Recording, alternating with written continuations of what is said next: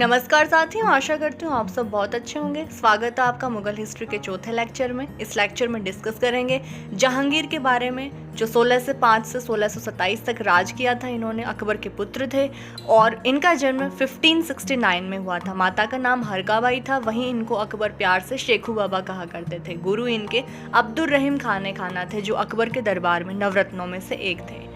जहांगीर की 3 पत्नियां थी। पहली पत्नी इनकी मानबाई थी, जिनसे इनको खुसरो हुआ था। दूसरी जगत गोसाई, जिनका पुत्र खुर्रम अर्थात शाहजहां था।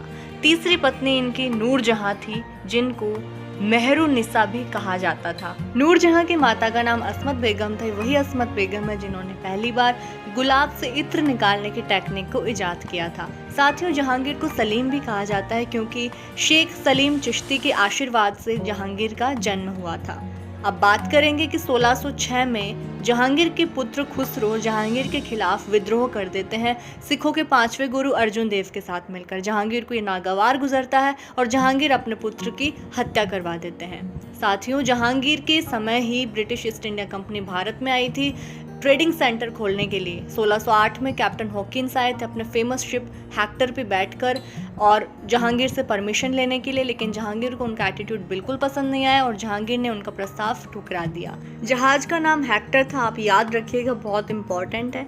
एक बार केबीसी में भी अमिताभ बच्चन ने 5 करोड़ वाले क्वेश्चन में इस जहाज का नाम पूछा था, तो बहुत इंपॉर्टेंट है, ये याद रखिएगा। अब आखिर होता क्या है कि ब्रिटेन से सर थॉमस रो को भेजा जाता है फाइनली परमिशन लेने के लिए। अब की बार जहांगीर उनको ट्रेडिंग सेंटर खोलने के लिए परमिशन दे देते हैं। जहांगीर अपनी पत्नी नूरजहां से बहुत प्रेम करते थे और नूरजहां ने अपना एक ग्रुप बना लिया था, जिसमें उनके पिता एतमाउदुल्ला, अस्मत बेगम, उनके भाई आसफ खां और इसमें खुर्रम अर्थात शाहजहां भी शामिल थे।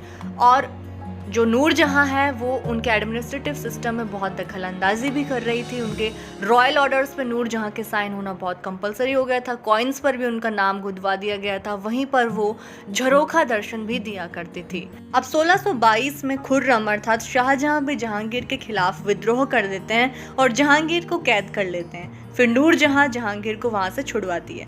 फिर 1627 में जहांगीर की मृत्यु हो जाती है। साथियों, अब बात करेंगे जहांगीर द्वारा किए गए कंस्ट्रक्शन वर्क अर्थात निर्माण कार्यों की। तो टॉम्ब ऑफ अकबर, अकबर का मकबरा जहांगीर ने सिकंदरा में बनवाया।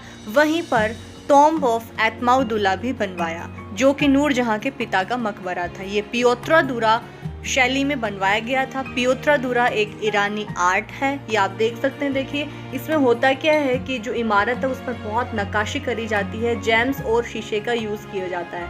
ये एक ईरानी आर्ट है। अब्दुर्रहीम खाना जो जहांगीर के गुरु थे, उनका मकबरा भी उन्होंने दिल्ली में बनवाया। इसके अलावा उन्होंने खुद का मकबरा लाहौर में बनवाया। टॉम्ब ऑफ जहांगीर लाहौर में है। जहांगीर का रूलिंग पीरियड चित्रकला का स्वर्णिम काल कहा जाता है। जहांगीर खुद भी एक ग्रेट आर्टिस्ट थे। वहीं पर जहांगीर को सोने की न्याय की जंजीर के लिए भी याद किया जाता है। धन्यवाद साथियों, आशा करती हूँ आपको ये लेक्चर पसंद आया होगा। अगला लेक्चर देखना न भूलें।